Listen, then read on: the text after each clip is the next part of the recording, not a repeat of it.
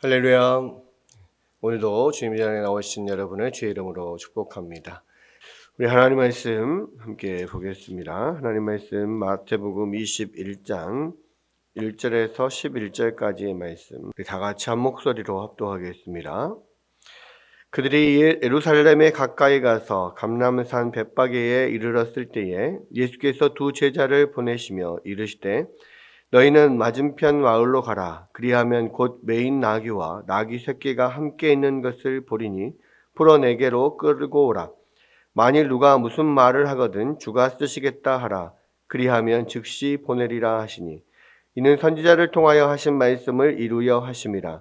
일러스되 시온 딸에게 이르기를 내 왕이 내게 임하시나니 그는 겸손하여 나귀 곧 멍에 매는 짐승의 새끼를 탔도다 하라 하였느니라. 제자들이 가서 예수께서 명하신 대로 하여 나귀와 나귀 새끼를 끌고 와서 자기들의 겉옷을 그 위에 얹음에 예수께서 그 위에 타시니 무리의 대다수는 그들의 겉옷을 길에 펴고 다른 이들은 나뭇가지를 베어 길에 펴고 앞에서 가고 뒤에서 따르는 무리가 소리 높여 이르되 호산나 다윗의 자손이여 찬송하리로다. 주의 이름으로 오시는 이여 가장 높은 곳에서 호산나 하더라.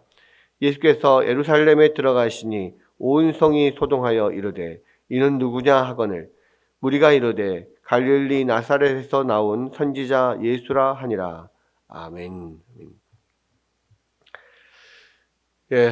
마태복음 21장은 이제 드디어 예수님께서 예루살렘으로 입성하시는 장면을 또 이제 보이고 있는데요. 바로 이제 이 예루살렘 입성부터 시작해서 이제 예수님께서 십자가에 못 박히시는 그 주간이 시작이 됩니다. 일명 우리가 이야기하는 고난 주간이다 이렇게 생각을 하죠. 지금 이때가 이제 6월절 명절이 이제 시작되는 그러한 시기입니다.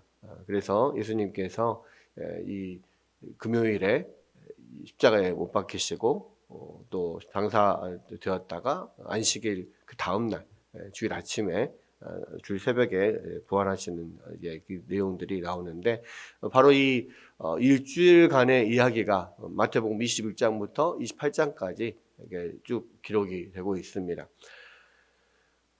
이 모든 복음서를 보면 예수님의 이 전체 이 땅에서 사셨던 인생은 33년인데요.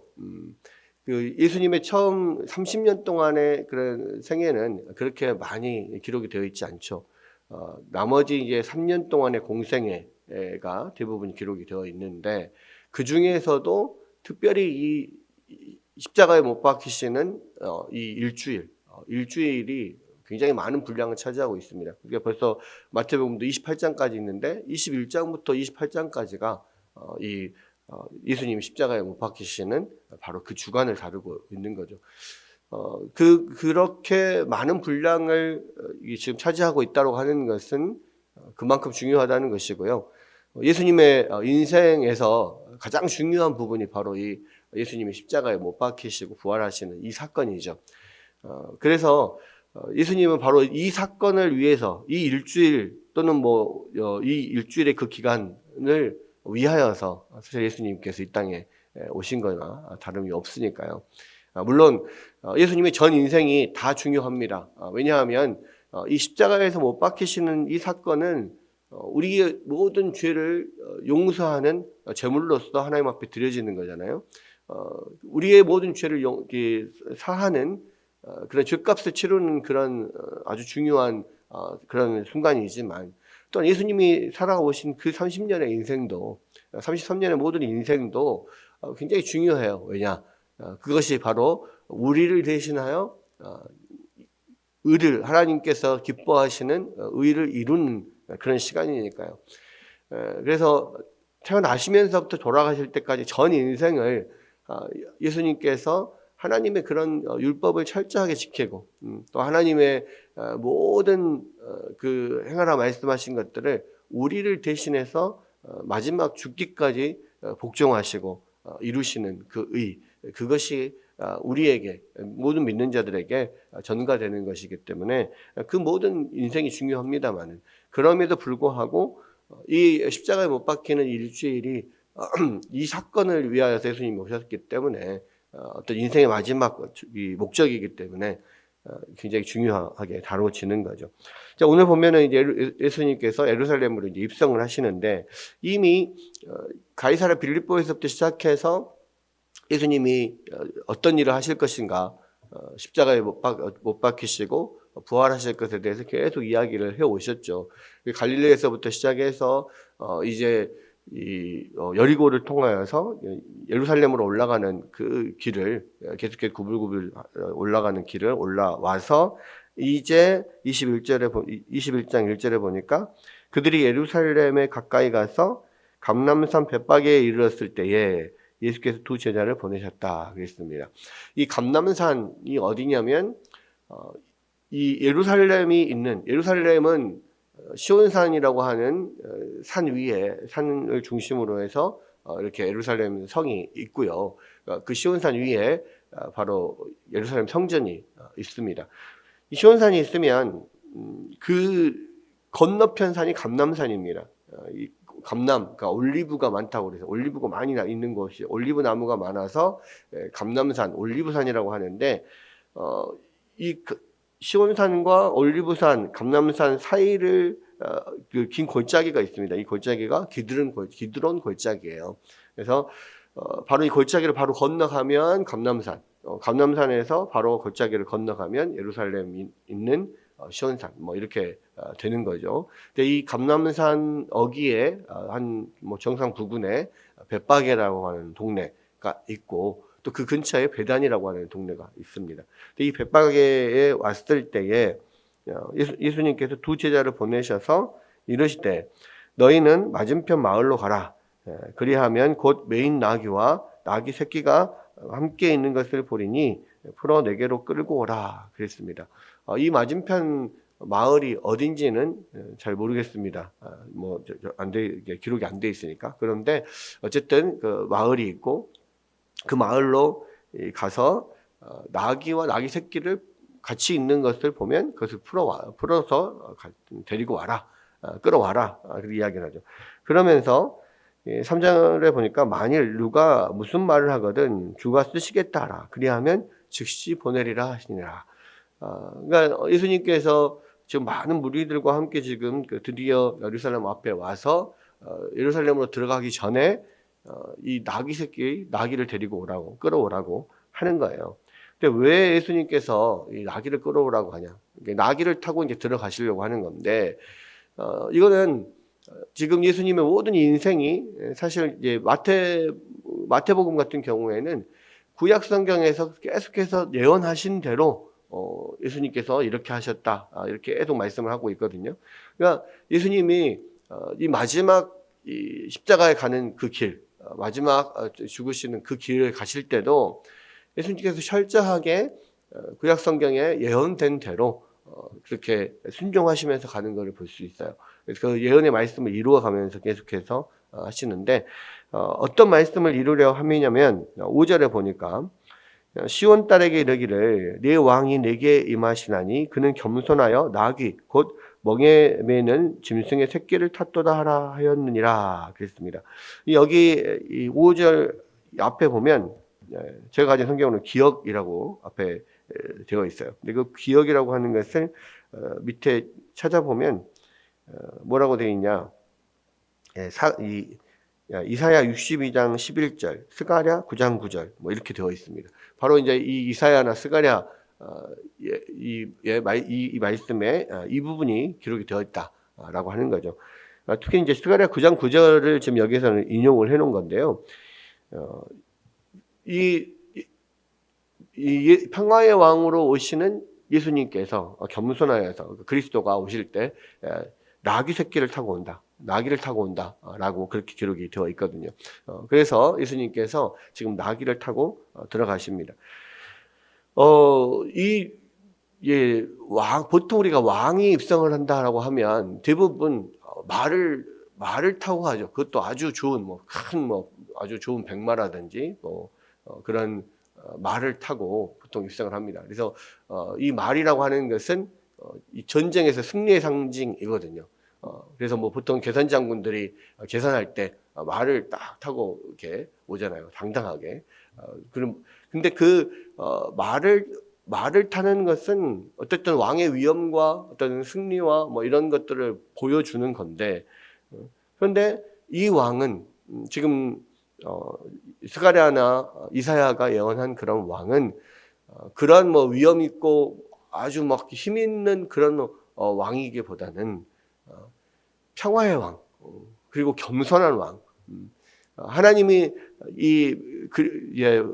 보내시는 그런 왕, 그리스도는 바로 그러한 겸손한 왕, 평화의 왕이다. 그래서 나귀는 평화의 상징이기도 하고요. 굉장히 볼품이 없습니다, 사실은. 그래서 굉장히 그 나귀가 좀 작고 등치가 작고 말에 비해서 그래서 보통 이렇게 올라타도 뭔가 이렇게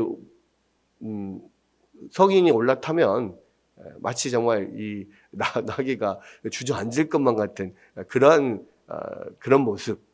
거의 뭐 올라탄다 해도 발이 거의 땅에 닿을 것 같은 그러한 정도의 어떤 크기이기 때문에 물론 이제 힘이 좋아서 잘 짐도 싣고 하고 뭐 사람도 태우고 뭐 그렇게 합니다만은 보기에는 별로 그렇게 멋있어 보이지는 않거든요. 초라해 보입니다. 그러나 왕은 보통 위엄 있고 멋있게 보여야 되는데 그렇게 하지 않은 거예요. 그래서 나귀를 타고 나귀 새끼를 타고 그러한 겸손한 왕, 또 평화의 왕으로 지금 예루살렘으로 입성을 한다. 그 성경 말씀을 이루기 위해서 이렇게 나귀를 데리고 오라, 끌고 오라라고 했고요.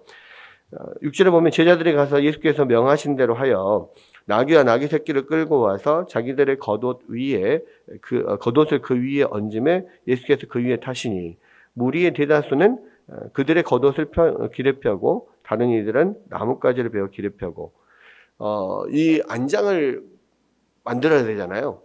안장을 만드는 데 있어서 제자들이 먼저 자기들의 겉옷을 벗어서 그 위에 얹어서 안장을 만듭니다. 여러분, 이 겉옷이라고 하는 건 이스라엘 사람들에게 이 겉옷은 평생 그냥 한 벌 입는 거예요. 그래서 이 겉옷은 그냥 뭐 평소에는 옷이지만 밖에 입고 다니는 옷이지만 또 저녁에는 덮고 자는 이불이 되고 그래서 굉장히 중요합니다. 그래서 이제 구약 성경에서도 이 겉옷이 되게 이제 중요한 어떤 물품이기 때문에 겉옷을 저당을 잡을 때가 있거든요. 그러니까 돈을 빌려주고 뭔가 저당 잡힐 게 없으면 겉옷을 저당을 잡힙니다. 그 사람에게 있어서는 되게 그게 중요하거든요. 그런데 그렇게 겉옷을 저당을 잡았을지라도 밤에 잘 때가 되면 다시 돌려주라는 거예요. 왜냐하면 덮고 잘 게 없으니까, 덮고 자야 되니까. 그래서 밤에 혹시 추워서 이 사람이 뭐 이게 죽게 된다거나 내지는 뭐 감기에 걸린다거나 뭐 이럴 수도 있잖아요. 그러니까 그렇게 하지 말라는 거죠. 그렇게까지 하지 마라. 그만큼 이 겉옷이라고 하는 게 되게 중요합니다. 그런데 그런 겉옷을 벗어서 예수님의 말에 안장을 만들었다라고 하는 것은 그 사람들의 어떤 헌신을 뜻하거든요. 자기 모든 것을 지금 예수님 앞에 내어놓는 그런 의미입니다. 근데 제자들이 그렇게 겉옷을 벗어서 안장을 만드니까 그 따르던 많은 사람들이 자기들도 겉옷을 벗어서 그 앞에 길에 쭉 예수님이 가시는 길에다가 옷을 펴서 길을 만드는 거예요. 그러니까 이 붉은 카페트 같은 거를 우리가 뭐 레드 카펫 이야기 하잖아요. 그런 영화 배우들이 무슨 그 영화제 같은데 시상식 같은데 딱 차에서 내려가지고 붉은 카페트 깔아져 있는 길을 걸어가는데 레드 카펫 이야기 하잖아요. 마치 그런 것처럼 예수님이 입성하시는 그 길을 자신들의 겉옷을 벗어서 깔아요. 또 어떤 사람들은 나뭇가지를 베어서 길에 펴고 또 그것을 들고 막 소리를 지르면서 이 왕의 입성을 자기들의 모든 것들을 헌신하여서 그 왕의 입성을 반기는 거죠. 환영하는 거죠. 그러면서 호산나 다윗의 자손이여 찬송하리로다 주의 이름으로 오시는 이여 가장 높은 곳에서 호산나 하더라. 그러니까 호산나 우리를 구원하소서 이런 뜻입니다. 다윗의 자손 다윗의 후손으로 오시는 왕 또 메시아 그리스도 그 예수님을 따르는 많은 사람들이 그렇게 예수님을 다윗의 후손인 다윗의 자손인 왕으로 지금 이렇게 맞아들이는 겁니다. 그러니까 온 성이 지금 막 들썩들썩하고 난리가 나니까 10절에 보면 예수께서 예루살렘에 들어가시니 온 성이 소동하여 이르되 이는 누구냐 하거늘. 마태복음에서 모든 복음서에서 지금 이야기하는 게 뭐냐면 예수님이 누구시냐. 전반부에서는 예수님이 누구시냐 이것을 계속 이야기하고 후반부에서는 그 예수님이 무슨 일을 하시느냐 이 두 가지를 계속 이야기하고 있는데 여기서도 예수님이 누구시냐 이야기를 하는 거예요. 예수님이 바로 다윗의 후손으로 오신 그런 왕이시오. 또 여기서 보면 뭐라고 하냐면 우리가 이르되 갈릴리 나사렛에서 나온 선지자 예수니라 하니라. 예수님은 선지자라고 했어요. 근데 여기서 보면 원래는 사실은 그 선지자거든요. 하나님께서 모세에게 말씀하셨던 너와 같은 선지자를 내가 보내겠다. 그래서 이스라엘 사람들은 그 선지자, 모세와 같은 그 선지자를 기다렸습니다. 예수님이 바로 다윗과 같은 다윗의 후손으로 오시는 왕이시고 그 모세와 같은 그 선지자시고 그리고 자기의 몸을 하나님 앞에 제물로 드려서 우리의 모든 죄를 씻으시는 그 제사장이십니다. 그래서 예수님은 왕과 선지자와 제사장으로 우리 가운데 오셨다. 그리고 그런 일을 하시러 오시는 분을 그리스도다. 기름 부음 받은 자 이렇게 이야기를 하는 거죠. 결국 그렇게 왕으로서 지금 많은 사람들의 환영을 받으면서 입성을 하지만 일주일도 되지 않아서 이 사람들에 의해서 예수님이 십자가에 못 박힙니다. 여러분, 예수님은 왕으로서 지금 이 예루살렘으로 들어가시지만 그러나 그 왕으로서 군림하는 왕으로서가 아니라 평화의 왕으로서 오시는 거죠. 그리고 겸손한 왕으로 오십니다. 그리고 겸손하여서 또 평화를 위하여서 하나님과 우리의 평화를 위해서 자신의 몸을 온전히 하나님 앞에 제물로 드리는 그러한 왕으로 우리를 위하여서 희생하는 왕, 우리를 섬기러 오신 왕. 예수님께서 계속해서 그 예수님의 죽음의 의미를 지금 예루살렘에 오시면서 계속 설명을 하셨잖아요. 바로 그러한 왕으로 우리 가운데 오시는 거예요. 그리고 예수님은 당신이 그 일을 하시면서 내가 그렇게 십자가의 길을 가느니 너희도 나를 따르는 제자로서 그 십자가의 길을 가라. 이렇게 우리 가운데 말씀을 하시는 거죠. 여러분, 예수님이 이런 겸손의 왕, 평화의 왕으로서 이 땅을 위하여서 많은 사람들을 위해서 자신의 목숨을 내어주시러 많은 사람을 섬기러 오셨다면 우리도 그 길을 가야 되는 겁니다. 그래서 우리가 그 예수님의 제자로서 사도 바울이 예수님의 남은 고난을 나의 몸에 채운다라고 하는 의미가 바로 그 십자가의 길을 가며 많은 사람들에게 예수님이 생명을 주시는 그 일을 우리가 함께 동참을 하는 거죠. 많은 세상을 섬기며 주의 복음을 전하며 예수 그리스도의 생명을 나누는 그러한 삶을 살아가는 것. 이 세상 끝까지 주님 오실 그날까지 우리가 그 길을 가고 또 그렇게 그 길을 마치고 주님 앞에 섰을 때 잘했다 칭찬받는 종이 될 수가 있는 겁니다. 오늘 그 평화의 왕으로 겸손의 왕으로 오신 그 주님이 정말로 우리의 왕이시라면 그 왕을 따라가는 왕이 가신 그 길을 함께 걸어가는 그러한 하나님의 예수 그리스도의 충성스러운 신하들